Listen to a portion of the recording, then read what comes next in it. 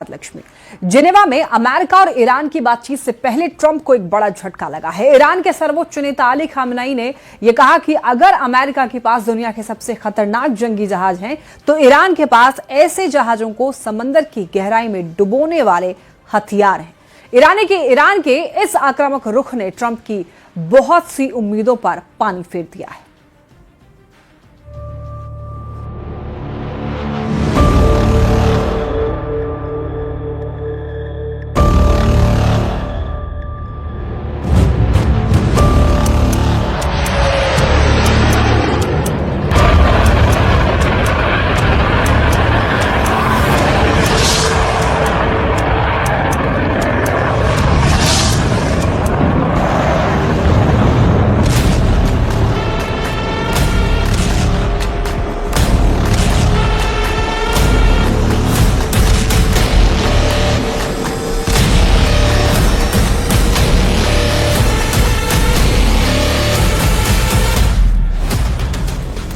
Switzerland में Oman के राजदूत के घर के बाहर सख्त पहरा है।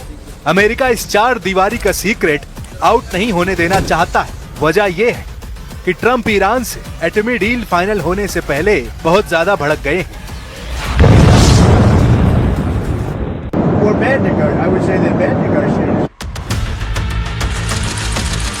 जब डोनाल्ड ट्रंप दुश्मन की गलतियां गिनाने लगे तो यकीन जानिए उसकी तबाही तय हो चुकी है। तय हो चुका है युद्ध जिसमें सुपर पावर के दुश्मन की सलामती सिर्फ सरेंडर करने पर ही मंजूर होगी, वरना अमेरिका मारता रहेगा और मारता ही रहेगा।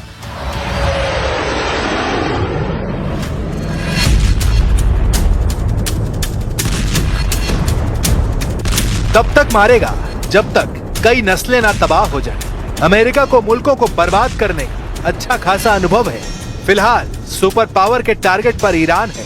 ट्रंप को एटमी डील में ईरान की बढ़ रही शर्तों ने शॉक दे दिया है।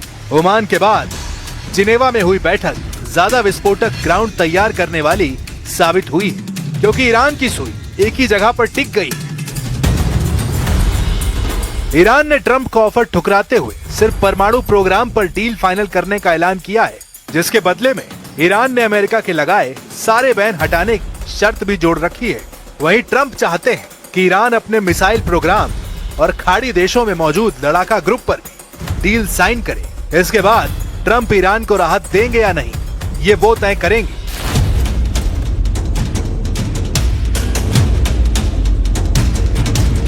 खामनेई और उनके जनरलों की जिद से भड़के ट्रंप ने ऐलान किया है कि वो एटमी डील में दखल देने का मूड बना रहे हैं। ट्रंप को लगने लगा है कि ईरान अपने स्टैंड से पीछे हटने वाला नहीं है। इससे यह भी साफ है कि उनकी भेजी टीम खामनेई से डील में फ्लॉप साबित हो रही है। Involved in those talks indirectly, and they'll be very important. We'll see what can happen. But typically, Iran's a very tough negotiator. They're good negotiators, or bad negotiators. I would say they're bad negotiators because.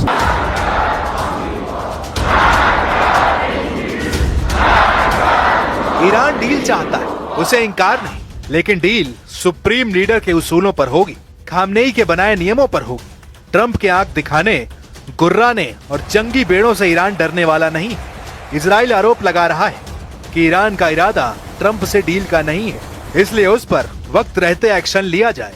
Netanyahu का plan Iran के परमाणु power को zero करने का है। Israel चाहता है कि ईरान के एटमी अड्डों पर जितना यूरेनियम संवर्धन किया जा चुका है उसे फौरन कब्जे में लिया जाए। इजराइल का प्लान है कि ईरान में तैयार एटम बम का ईंधन किसी दूसरे देश में शिफ्ट न होने दिया जाए।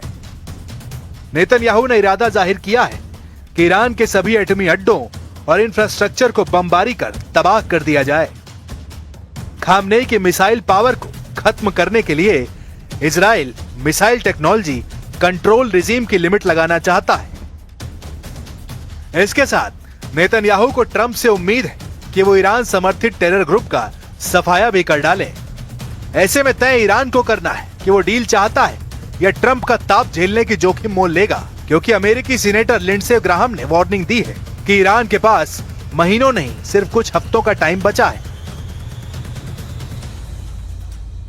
There are 2 lines in the water right now. One's a diplomatic line, trying to find a way to end this regime. diplomatically that will advance our national security interest. The other line is the military option. I think President Trump is looking for which line can catch the biggest fish. The bottom line is we're into weeks, not months, in terms of decision making.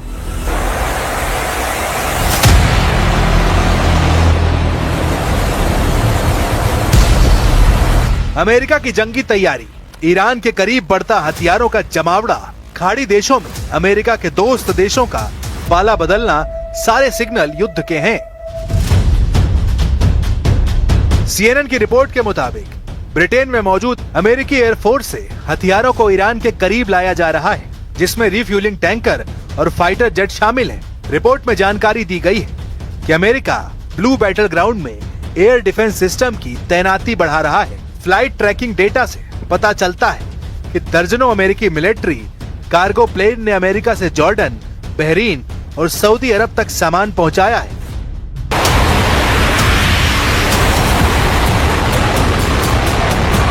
हथियारों की कोई कमी नहीं है, जितने चाहिए उतने America तैनात कर देगा, क्योंकि ट्रंप का असली मकसद ईरान में तख्ता पलट है। जैसे वेनेजुएला से निकोलस मादुरो को ट्रंप ने उखाड़ फेंका है, वैसा ही कुछ तेहरान में होने वाला है।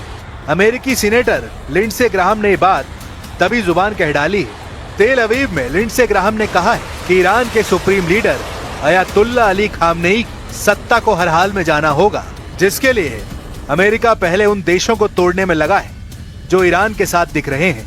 जॉर्डन सबसे पहले ट्रंप के गुस्से को देख खेमा बदल चुका है। Open source air traffic communications के मुताबिक अमेरिकी जंगी जेट को जॉर्डन के एयर स्पेस में एंट्री के लिए डिप्लोमेटिक क्लियरेंस दी गई है। सैटेलाइट तस्वीरों से पता लगा है कि 25 जनवरी को जॉर्डन के वो फॉक्स ऑल्टी एयर बेस पर 14 अमेरिकी F-15 फाइटर जेट तैनात थे। लेकिन अब ओपन सोर्स डेटा बता रहा है कि इलाके में 250 से ज्यादा अमेरिकी कार्गो फ्लाइट्स आ चुकी हैं।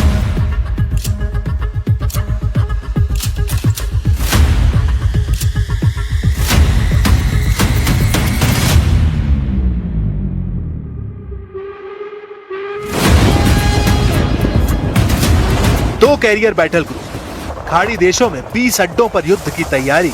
ईरान के लिए क्या ये काफी नहीं? आखिर अमेरिका हमले के लिए इतना इंतजार करने को मजबूर क्यों हो गया है?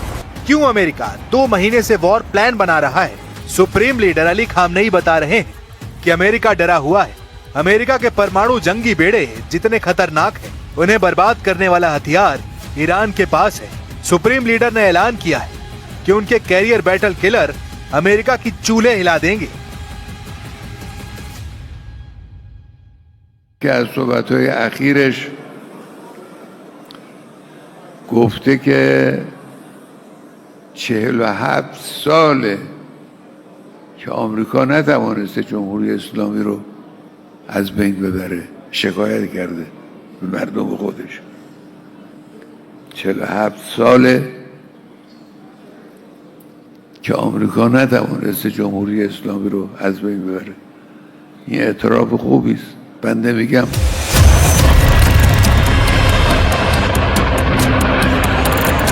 ईरान को अमेरिका से पुराना हिसाब चुकाना है। खामनेई ने जनवरी में हुए हिंसक प्रदर्शन का विलेन अमेरिका और इजराइल को बता रखा है। ईरान सुप्रीम पावर की धमकियों के बाद से युद्ध के लिए तैयार है। ईरान के अंडरग्राउंड मिसाइल अड्डों पर जनरलों की आवाजाही तेज है। सीक्रेट ठिकाने से supreme leader Ali Khamenei active है। होर्मुज़ स्ट्रेट में ईरान ने धमाके शुरू कर सुपर पावर को ललकार दिया है।